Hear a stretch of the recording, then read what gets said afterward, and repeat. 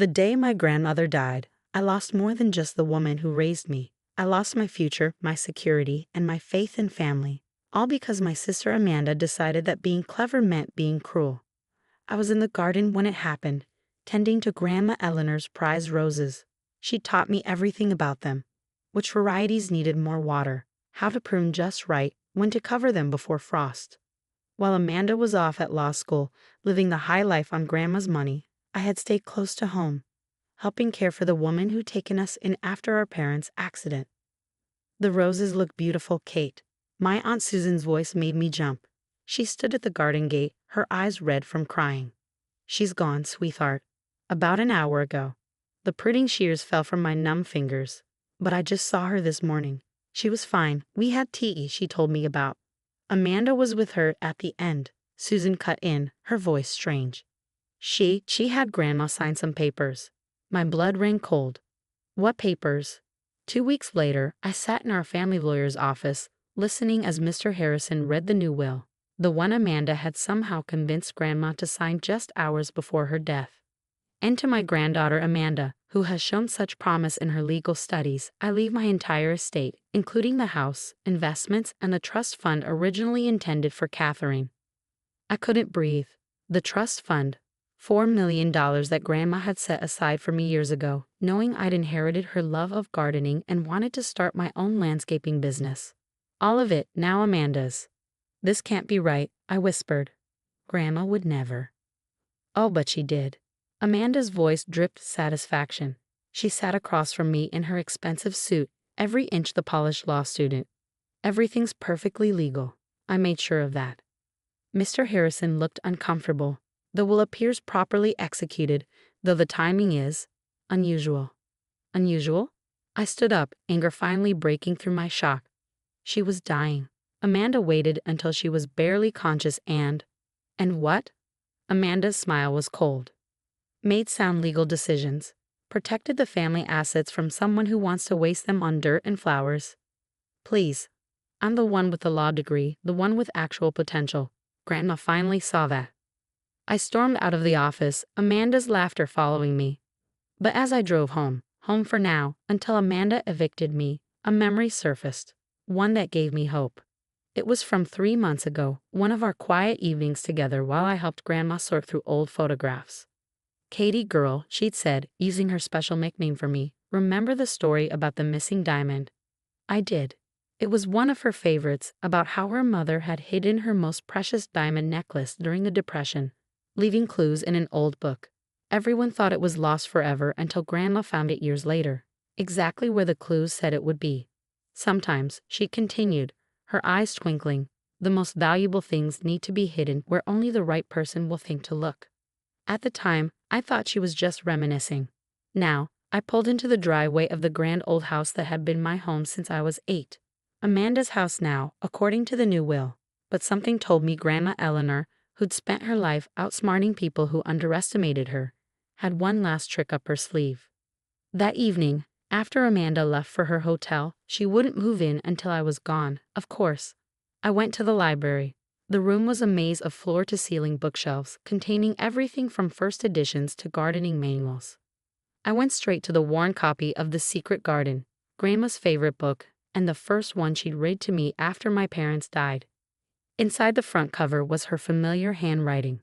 For my Katie girl, who understands that the most precious gardens are the ones we tend with love. Below that, in writing that looked shaky but determined, dated just 1 week before her death. The real treasure is hidden where the roses bloom in winter. My hands trembled as I closed the book.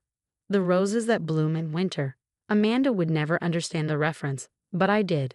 In the greenhouse, there was a special section where Grandma grew her winter roses, a rare variety that bloomed to spite the cold. And under those roses, I practically ran to the greenhouse, fumbling with the key she'd given me years ago. In the back corner, the winter roses were still blooming, their pale pink petals ghostly in the moonlight.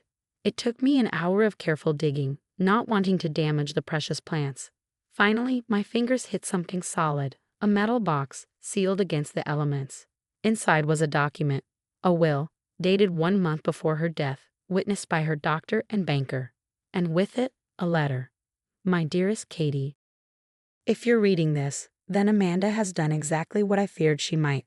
Her father, your Uncle Richard, was the same way.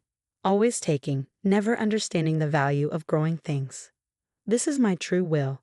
The one Amanda made me sign won't stand against it. I've left instructions with my old friend Judge Morris, along with evidence of any undue influence Amanda might have used. The trust fund is yours, as it was always meant to be. The house, too. Amanda has her own trust from her father's side, though she conveniently never mentioned that, did she? Plant your gardens, my darling girl. Grow beautiful things. And remember that sometimes the best revenge against clever people is to be wise instead. All my love, Grandma Eleanor. I sat there in the greenhouse, surrounded by the roses we tended together, holding the proof that my grandmother had outsmarted the lawyer-to-be who thought she knew everything. Tomorrow, I'd take the will to Judge Morris. Tonight, I'd let Amanda enjoy her apparent victory. Let her think her legal tricks had won. Grandma always said the best gardens require patience. Sometimes justice does too. I carefully replaced the earth around the winter roses, making sure they were settled properly. As I worked, I could almost hear Grandma's voice. Remember, Katie girl, roses have thorns for a reason. Sometimes the most delicate things are also the best at defending themselves. She'd known Amanda would try something like this, and she prepared. Not with legal tricks or deft manipulation, but with wisdom and love and trust in the granddaughter who understood her best. Tomorrow would change everything. But tonight, I had the roses, the real will, and the knowledge that Grandma's last act had been to protect not just me, but the values she'd spent her life teaching me. Amanda thought being clever meant knowing the law. But Grandma had taught me that true wisdom means knowing people's hearts. And in the end, that wisdom had proven stronger than all my sister's legal tricks. I locked up the greenhouse, the metal box secure in my bag. In her hotel room across town, Amanda was probably celebrating her victory, imagining all the ways she'd spend her stolen inheritance. Let her celebrate. The best victories are the ones you never see coming. The next morning, I arrived at Judge Morris's chambers clutching both the metal box and a bouquet of winter roses. His secretary's eyes widened when I gave my name. Miss Catherine, the judge has been expecting you. He said to send you in immediately if you ever came. Judge Morris was exactly as Grandma had described him, tall, distinguished, with kind eyes behind wire-rimmed glasses. He stood as I entered, looking at the roses with understanding. Eleanor's winter roses, he said softly. So you found it. I placed the metal box on his desk. You knew? He nodded, settling back into his chair. Your grandmother came to me a month before she passed. She knew Amanda was planning something. The new trust fund documents your sister had been reviewing for her. They were a red flag. He opened the box, examining the will and accompanying documents. Eleanor was no fool. She kept detailed records of every conversation with Amanda over the past year. The subtle pressure, the manipulative suggestions, the convenient legal advice about changing her will. Will it be enough? I asked. To invalidate the deathbed will? Judge Morris smiled. More than enough. But Eleanor wanted to wait, to let Amanda show her true colors first. She said, and I quote, sometimes you have to let the weeds grow tall enough to pull them out by the roots. 2 hours later, I sat in the main conference room of Harrison and Associates, watching Amanda stride in with her usual confident smirk. Her new designer handbag probably cost more than my car, no doubt purchased with what she thought was her new inheritance. Really, Kate, she sighed, seeing me. More legal challenges? I thought I explained this clearly. The will is ironclad. Is it? Judge Morris's voice made her spin around. He stood in the doorway, holding the metal box. Perhaps we should discuss the actual ironclad will, the one your grandmother prepared when she was of sound mind and body, not hours from death. Amanda's face went pale. What is this? Mr. Harrison cleared his throat. Amanda, you might want to sit down for this. The next hour was a masterclass in justice. Judge Morris methodically went through every document, the real will, Grandma's detailed records of Amanda's manipulation, statements from the doctor about her mental state in her final hours. This is ridiculous, Amanda interrupted, but her voice shook. That will isn't valid. I made sure. She stopped, realizing what she just admitted. Made sure of what? Judge Morris asked mildly. That your grandmother was too weak to resist when you pressured her to sign a new will. The one you had prepared in advance, just waiting for the right moment. I deserved that inheritance, Amanda shouted, her polished facade cracking. I'm the one with the law degree, the one with real plans. Kate just wants to play in the dirt like some glorified gardener. Your grandmother, Judge Morris said firmly, wanted her estate used to create beautiful things, not fund a lifestyle of manipulation and greed. She chose Catherine because she saw in her the same values she held dear. This isn't over, Amanda snarled, grabbing her designer bag. I'll fight this. You'll what? I finally spoke. Use your legal knowledge. The knowledge you used to manipulate a dying woman. By the way, Grandma knew about your other trust fund. The one from Uncle Richard. Amanda froze. How did she? She had better lawyers than you, Judge Morris smiled. Ones with ethics. That trust fund is quite substantial, isn't it? More than enough to fund your real plans without stealing from your sister. Watching Amanda's face, I finally understood what Grandma had meant about letting weeds grow tall enough to pull out either roots. My sister had revealed exactly who she was, and now she couldn't hide it anymore. The next few weeks were a whirlwind of legal proceedings. Amanda's death will was invalidated. The real will was verified and executed. And my sister, well, she did what she'd always done when things didn't go her way. She ran. Last I heard, she'd taken a job at a corporate law firm in Chicago, probably plotting her next clever scheme. But she'd lost more than just the inheritance. She'd lost any claim to Grandma's legacy, the house, the gardens, the respect of everyone who'd known Eleanor Mills. I stood in the greenhouse, tending to the winter roses that had protected Grandma's real will. The trust fund was being transferred to my accounts. But that wasn't what mattered most. What mattered was that I could finally start building what Grandma and I had planned together. The landscaping business would focus on creating sustainable gardens, teaching people to grow beautiful things even in unlikely places, like winter roses blooming despite the cold. Miss Catherine, my new assistant Sarah poked her head in. The contractors are here to discuss the education center plans. I smiled, remembering Grandma's vision, using part of the estate to create a place where children could learn about gardening, about patience, about helping things grow. Tell them I'll be right there, just finishing up with the roses. As I gathered my tools, I spotted something carved into the greenhouse wall, hidden behind a climbing vine. Grandma's handwriting. For my Katie girl, remember that the most valuable things we grow are not the flowers themselves, but the wisdom to nurture them, the patience to wait for them, and the love to share them. Never let the clever people make you doubt your kind of wisdom. I touched the words gently.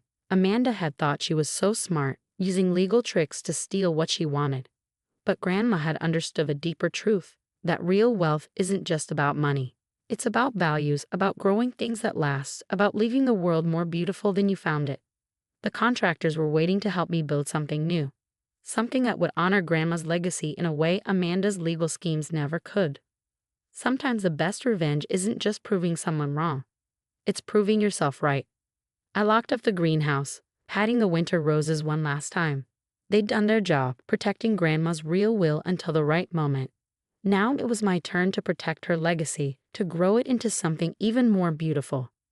Amanda had wanted to take everything, thinking that cleverness was enough. But Grandma had known better. She trusted that wisdom, patience, and love would win in the end. And as always, Grandma had been right. 1 year after finding Grandma's real will, I stood in the transformed backyard of the estate, watching as dozens of children planted their first seeds in the new learning gardens. The Eleanor Mills Garden Education Center was everything Grandma and I had dreamed of, and more. Miss Kate. 7-year-old Tommy ran up, his hands covered in soil. My sunflower is taller than Billy's. Remember what we learned about gardening? I knelt beside him. It's not about being better than someone else's flower. It's about helping your own grow strong. He nodded seriously. Like your grandma's winter roses? Exactly like that. The winter roses had become something of a legend among the students. I propagated them carefully, creating a special section where they bloomed year-round, reminding me daily of Grandma's wisdom.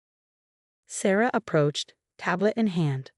The magazine crew is here for the interview, and there's something else you should see.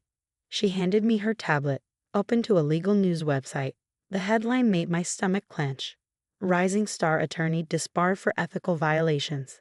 The photo showed Amanda being escorted from her Chicago law office, clutching her designer bag like a shield. According to the article, she'd been caught falsifying documents in a major corporate case, the same trick she tried to use with Grandma's will, but this time with less success. Her firm is pressing charges, Sarah added quietly.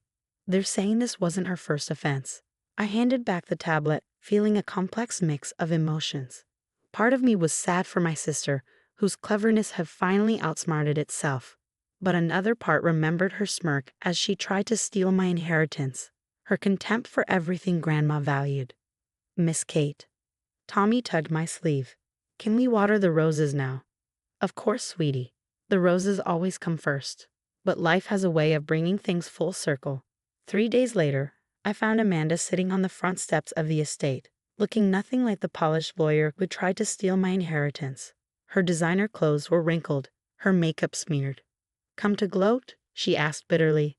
Actually, I'm here to tend the gardens. You know, playing in the dirt as you called it. She flinched. I lost everything, Kate. My job, my reputation, my future. Like you tried to take everything from me. That was different. I had plans, ambitions. And I didn't. I gestured at the thriving education center, the new greenhouses, the lines of children eagerly learning about nature. This was my ambition, Amanda, creating something that helps things grow, including people. I need help, she whispered. Money, a place to stay. I'm your sister. I looked at her for a long moment, remembering Grandma's words about wisdom versus cleverness. You're right, you are my sister, which is why I'm going to help you, but not the way you want. What do you mean? There's a position open here. Assistant gardener, working with the children's program. Room and board included, modest salary. Hard work, dirty hands, and a chance to learn what Grandma tried to teach us both. You want me to be your gardener? She sounded horrified. I'm a lawyer, or I was. No, I want you to learn what real growth looks like, to understand why Grandma chose me to carry on her legacy. Take it or leave it. She stared at the ground for a long time. Finally, in a voice barely above a whisper, when do I start? The next few months were interesting. Amanda struggled with the physical work, complained about the early mornings, and initially treated the children like annoying obstacles. But gradually, something changed. I found her one evening in the winter rose section, carefully removing dead leaves from the plants. They're so delicate, she said, not looking at me. But strong too. I never understood before. What Grandma saw in them. What she saw in you. Amanda's hands stilled on the roses. I thought being clever was enough. That knowing the law meant I could take whatever I wanted. But watching you here, seeing what you've built.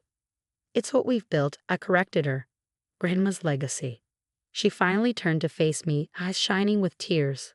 I found this. She pulled a folded paper from her pocket, in one of Grandma's old books. It was a photo of us as children before our parents' accident.